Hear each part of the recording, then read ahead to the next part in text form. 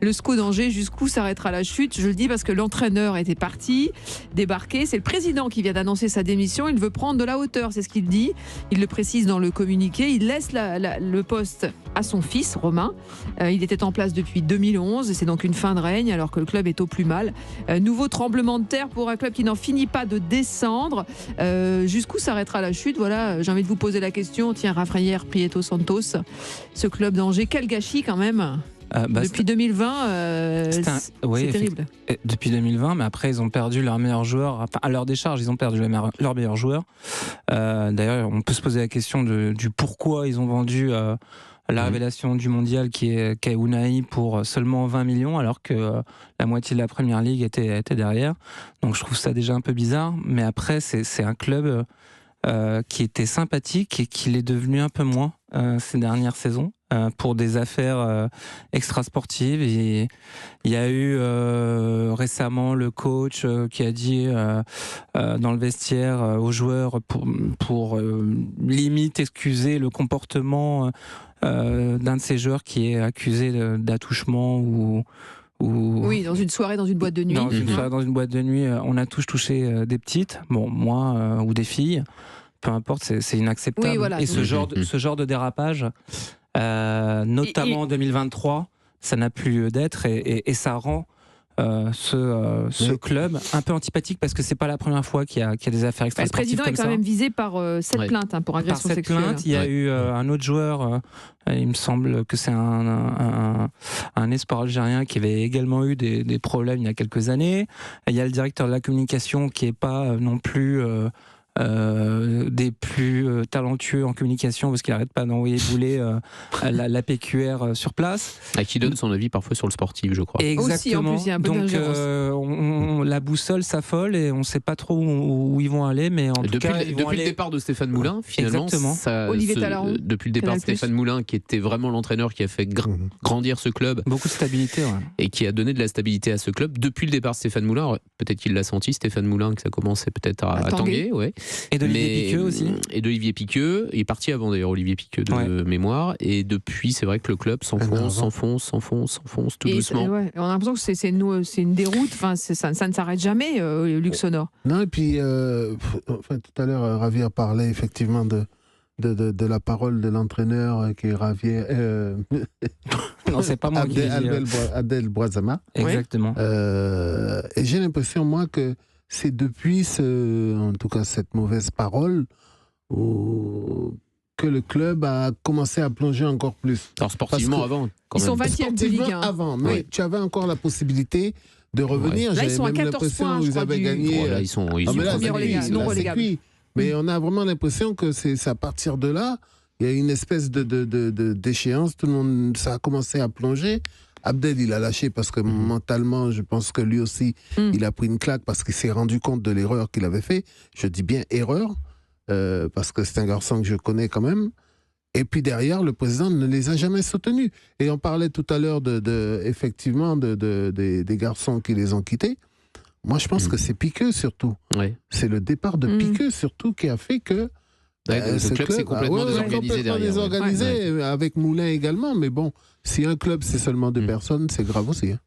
Il a tout tenté, Gérald Baticle, quand il est arrivé, parce que Gérald Baticle, c'est plutôt quelqu'un de stable, on va dire, et qui a essayé de faire des choses. On a vu que ça marchait pas. Il n'était pas vraiment soutenu par son président. Il n'était pas soutenu. Et la direction sportive était quasi inexistante. Et puis il y a aussi des interrogations sur les transferts à Angers. Ouais. On a l'impression qu'en fait, ce club cumule tous les maux du foot actuellement. Oui, c'est ça. C'est assez étonnant. Il cristallise tous les travers. Ça faisait 12 ans qu'il était, qu'il était là, Saïd Chaban. Il estime que les retours ne sont pas à la hauteur de ses investissements. C'est sûr. Non, mais ce qui est étonnant, c'est qu'aujourd'hui, il met son fils. Bon. Il y a une continuité. Et puis un président délégué aussi. Et un président délégué, on ne sait pas d'où il sort. Je ne sais pas si vous le connaissez, le président délégué, mais qui va gérer en fait au quotidien le club. Et donc le fils, Chaban, qu'est-ce qu'il va faire? Teddy Kefalas, voilà, je ne connaissais pas. La petite tristesse avec Angers, c'est que c'était un club qui sur le marché des transferts était plutôt malin. Ouais. Qui sortait des jeunes. Époque Piqueux. Voilà. Époque Piqueux, effectivement, mais il y avait récemment, il y a eu Mohamed Ali Chaud, il y a eu Unai, Ils faisaient toujours des bonnes pioches, ça travaillait très très bien. Et puis désormais, on les retrouve plus dans la rubrique fait divers que dans la rubrique sportive. Et donc ça, forcément, qu'on le veuille ou non, ça déstabilise tout le sportif. Et tu parlais de l'entraîneur qui a fait cette erreur. Très bien, il a fait cette erreur. Bon boulot, mais ça a confirmé, ça a précipité. Mais le problème était là bien avant, en fait. C'était Montpellier-Angers, ils avaient pris 5-0 quand même. Donc c'était la causerie. Sportivement, c'était la Bérésina. Mais Angers était un château de cartes cette année et on sentait venir que ça allait se précipiter vers une déchéance totale, donc vers la Ligue 2. Et je ne sais même pas s'ils ont cru à un moment se sauver, en fait. Il n'y a eu aucun sursaut. Normalement, quand on est la tête sous l'eau, on s'agite, on agite les bras. Là, non, ça a glissé tout seul. Même si sur les derniers matchs, moi je les ai fait, je sais plus, à Rennes, je crois, ou non, à Lens, ils font pas un si mauvais match que ça, les joueurs. Mais ils sont dans une spirale où de toute façon vous êtes dans une saison catastrophique et que. T'as 14 points de retard, que tu fasses un bon match ou pas. Relégable, c'est compliqué. Alors là, le président, effectivement, estime, Saïd Chaban, qui donc a décidé de démissionner pour être au-dessus de la mêlée, estimant que les retours ne sont pas à la hauteur de ses investissements. On rappelle qu'il est effectivement, il y a un jugement qui va être qui a été renvoyé devant le tribunal correctionnel pour des plaintes pour agression sexuelle. Et le jugement est attendu courant juin 2023. Alors on peut aussi se demander si le calendrier judiciaire n'a pas un lien avec le retrait du propriétaire du SCO qui devait sentir que il allait être dans la tourmente et dans la spirale, et il s'est dit je pars avant que ça ne dégénère encore plus. Maintenant, la question, c'est que va faire Angers ? Enfin, comment Angers peut s'en sortir ? On a l'impression que le club doit repartir de zéro, peut-être avec un autre investisseur, un autre président, un autre, je sais pas, quelqu'un. Qui aurait envie de racheter aujourd'hui Angers, ou à quel prix ? Enfin, attention, c'est un club. Alors là, c'est une bonne question. Pas cher, déjà pas cher. Ouais. Pas cher, mais gratuit.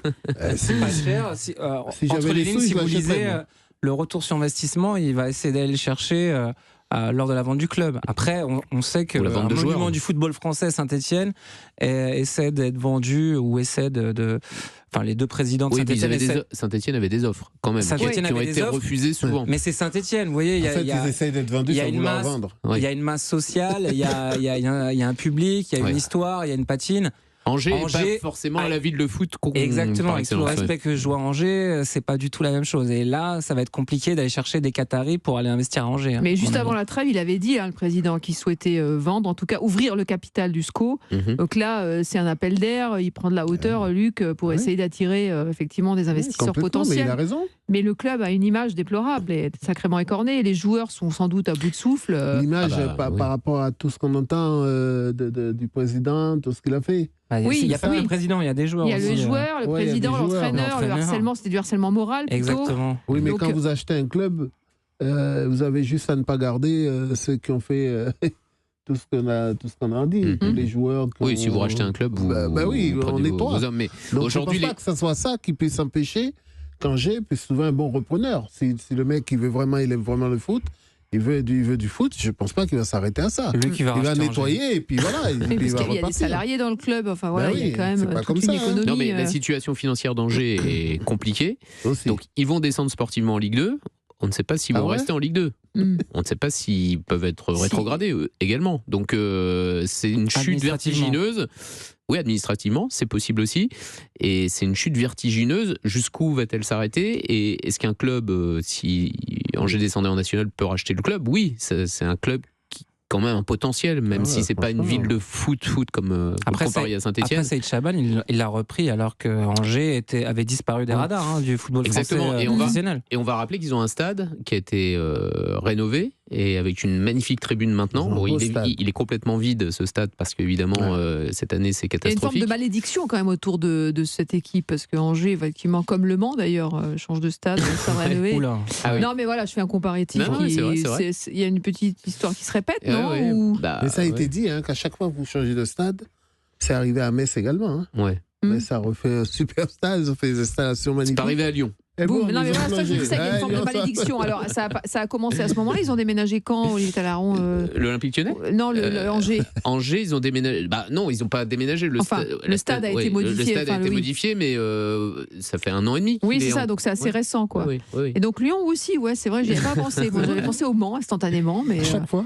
Le Voilà. Mans, vous voyez, ça fait longtemps qu'on n'en entend plus parler du Mans. Bah oui, c'est vrai. Donc, on se disait que ça allait être une petite parenthèse, qu'ils allaient remonter, et puis ils sont jamais remontés en Non. Ligue 2, ils sont jamais remontés en Ligue 1. Est-ce que ça va pas être le destin d'Angers aussi C'est pas la même Alors, on chose, peut pas parce que faire le de Mans partait prédiction. de plus loin, je trouve. Mais Ouais. Moi, j'ai peur que la situation d'Angers soit beaucoup plus grave Beaucoup plus grave, ouais. Parce que oui, la Franchement, situation du aujourd'hui- Mans était plutôt saine. Enfin, Ouais, en tout cas, il y Moi, avait je moins de trouve patates chaudes. qu'aujourd'hui, il y a plus rien de positif à Angers. Alexandre Dujeu, là, le nouvel Oui, mais entraîneur, Alexandre Dujeu, alors qui a pour avoir remplacé fait, donc, pour le avoir fameux fait le Abdel lance, Bouazama. voilà, pour avoir fait le Lens Angers récemment, Alexandre Dujeu, c'est un entraîneur qui a des idées, c'est un entraîneur qui tente des choses, mais moi j'ai l'impression qu'il est seul au monde.